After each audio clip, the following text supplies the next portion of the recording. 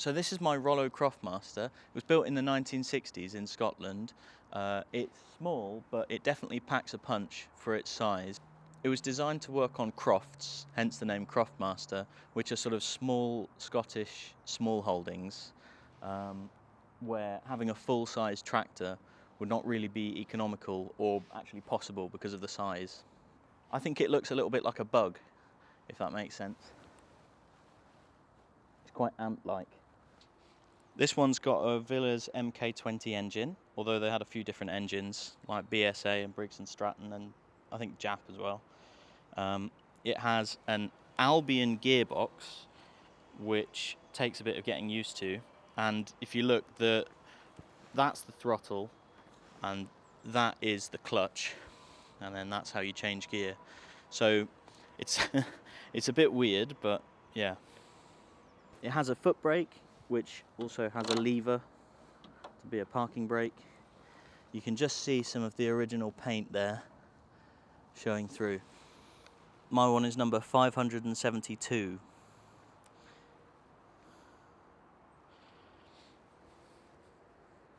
It also has a hydraulic system, quite a basic one, where you do this up, you pump this, and it lifts up the back.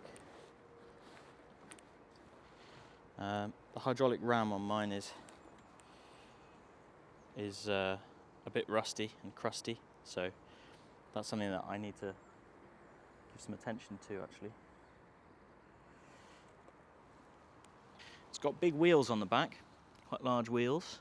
It's a 6x16 if you see, so like an old Land Rover. So I bought this machine a few years ago. I saw it on eBay and I thought it looked cool. I'd never seen anything like it before, really, and I bought it without knowing much about it as well. Makes a change. Yeah, a few months later there was another one on eBay for a lot less than what I paid for this one, but it wasn't quite as nice. But you know what they say about a fool and his money. I don't think it's been properly restored. It's had a bit of a, I think it's had a bit of a restoration. I think the engine's been painted because it's not quite the right colour. But you can see the original primer. I don't think it's been restored, really.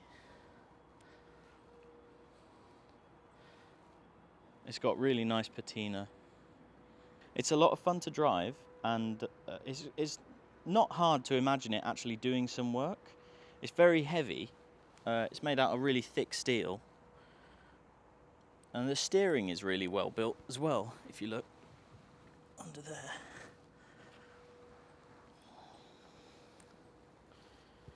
In fact, the whole thing is pretty serious. For a mini tractor from the 1960s, it's sort of more tractor than lawnmower, if that makes sense. I think it could pull a bit of weight behind it as well, because it's so heavy, and it's got weight plates on the front. I've got a few more of those. But the only weakness, I think, that I can really see in it, for definite, is the Albion gearbox, which I'll show you in a second, which is sort of like a motorcycle gearbox in a way. And yeah, but yeah, like I say, it could pull some stuff behind it, definitely. I really don't think it needs that much doing to it as a project. It definitely needs a clean, and I think the hydraulic ram on the back definitely needs some attention. There's just a few little cosmetic things, but on the whole it works really well. I've had some trouble with the engine, but nothing too bad. I did take the head off, and I also, the tappets under the valve cover there, one of them is quite loose, so might need a shim or something. I need to get the manual for the engine, really. And also the strap for the fuel tank is supposed to be connected there, so it's a bit, fuel tank's a bit wobbly at the minute, but on the whole, I really like it. So I was thinking about making a trailer for this to sort of match it. I think that'd be quite cool. I'll show you the sort of basis of the idea, but I think it could be quite a substantial trailer. Because like I say, it could pull a lot of weight, and it would be handy to have something to move logs around and stuff. Or firewood, more like. So now I'm going to fire it up, and I'm going to drive it around a bit, and I'll film that, and you can see it running properly. You could, if you're eagle-eyed, you could see it was actually road registered at one point, but it isn't anymore.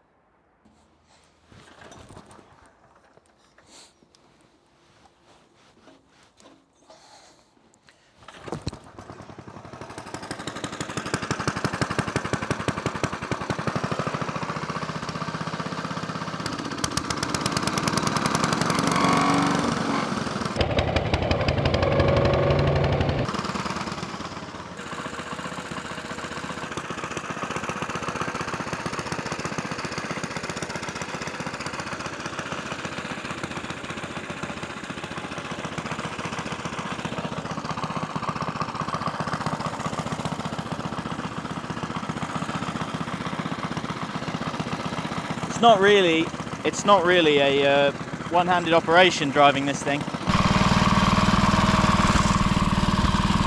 that's in top gear now.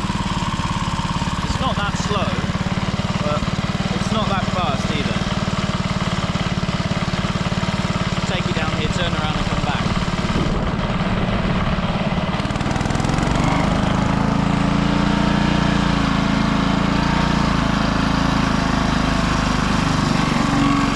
Got a really nice turning circle. Just do some donuts here.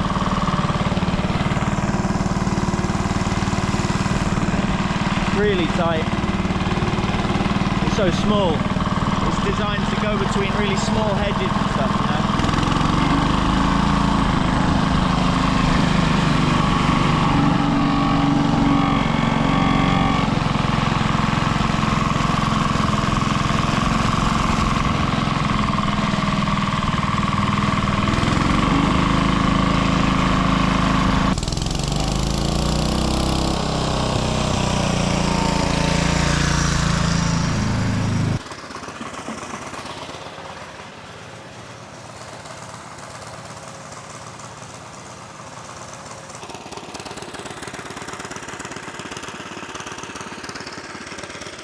So I hope you enjoyed some of that footage of me driving that. I don't know if it's any good. The same with if you don't, it's hard to film yourself, especially when you need two hands to drive it as well. I don't have my GoPro head thing. So I'll take some covers off and I'll show you what it looks like underneath.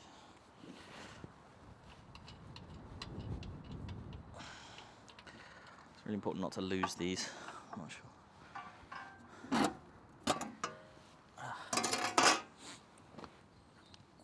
So there's the clutch. It's the main chain that goes to the engine, and then I don't know if you can see in there, but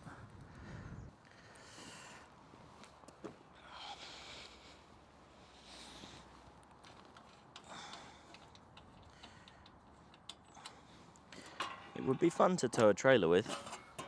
It is a So there's the Albion gearbox. This is the hydraulic tank. Quite cool, really. I think that is one of the things that I really like about this, that it has this hydraulic system. It's not exactly, you know, high end. That looks like a new hose.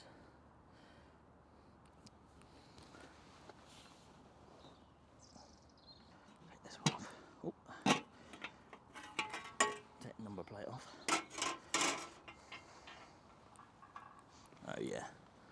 So you can see there's, that must be the brake. That doesn't really work. But it's probably worth having a look. Got this chain drive to the back axle.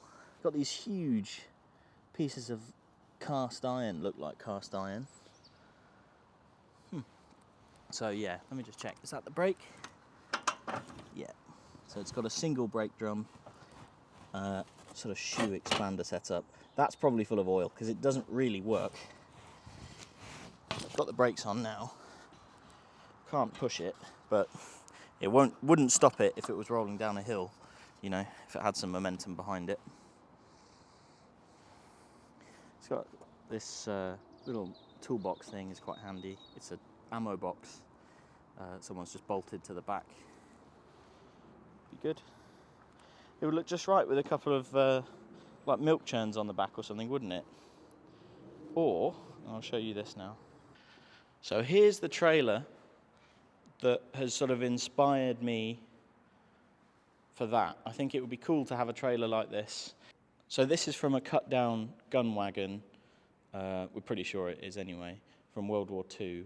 But I just love this, the wood, the metal, it's drop side and it's a tipper. It would be cool to have a trailer like this. I know it might seem a bit mad, it might seem like a sort of stupid idea when you can buy a trailer for not very much that would go behind that thing quite easily, but I just think it would be quite cool to have a nice sort of green trailer.